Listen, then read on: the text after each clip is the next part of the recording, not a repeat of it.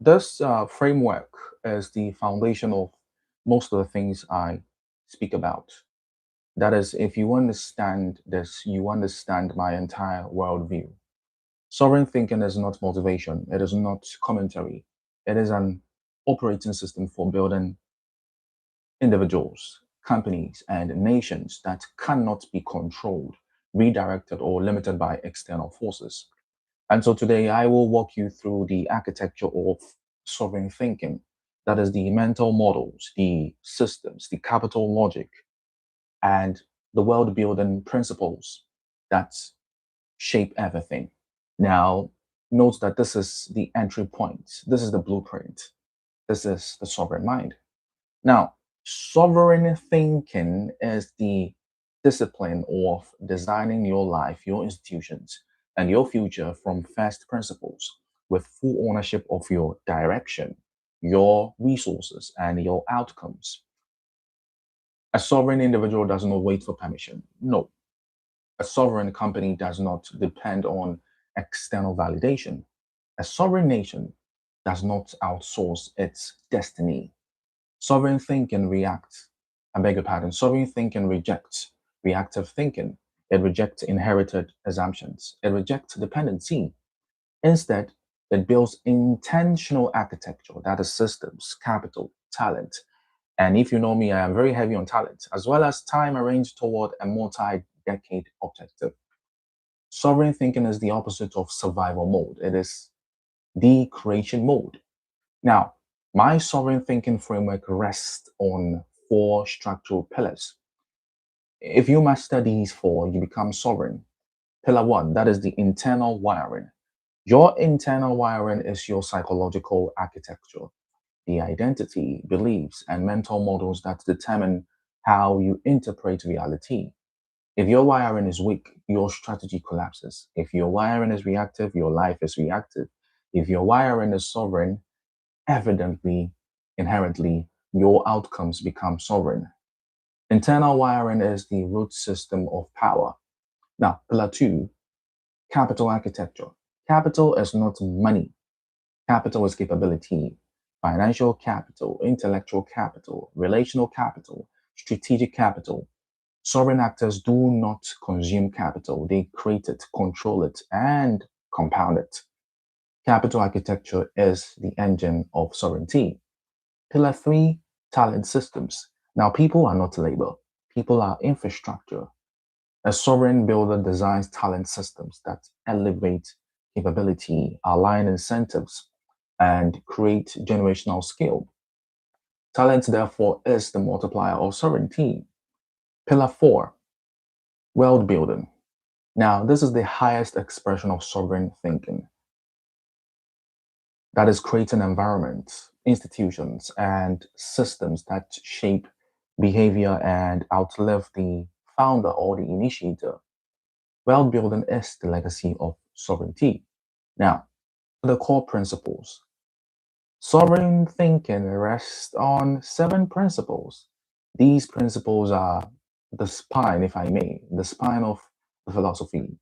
Principle one, first principle, principle one, that is agency. All decisions must originate from fundamental truths, not cultural default or external pressure. Principle two, long term horizon design. Now, think in decades, not systems. Build for compounding. Principle three, systems over goals. Goals expire, systems scale. Sovereign actors build mechanisms, not wishes. Principle four, capital creation, not consumption. Creation is power, consumption is dependency. Sovereign actors build capital engines. Principle five, talent as infrastructure. Now, talent is not a cost, talent is capability. Capability is destiny. Principle six, ownership of narrative and direction. A sovereign entity defines its own story, purpose, and trajectory. Principle seven, world building as the ultimate output. Now, the end game of sovereignty is the creation of systems that outlive you. Now, let's see how sovereign thinking applies to individuals. Start with individuals. Now, for individuals, sovereign thinking means designing your identity intentionally, building a personal capital engine, developing rare and valuable skills, creating systems that produce outcomes automatically, that is, as well as controlling your time, attention, and direction. A sovereign individual is not controlled by trends, culture, or circumstances, whatever that might be. They operate from internal architecture, not external noise. For companies, sovereign thinking means building capital efficient models, designing talent systems that scale, creating internal frameworks that reduce dependency, as well as building products that compound value and controlling distribution narrative and so I beg your pardon, strategic direction.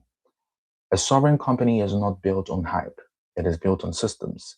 Now, for nations, and this is just in case I become president or prime minister one day, sovereign thinking means building internal capability, controlling strategic industries, developing talent pipelines, designing long term economic architecture, as well as creating institutions that survive political cycles. A sovereign nation, therefore, is not reactive, it is architectured.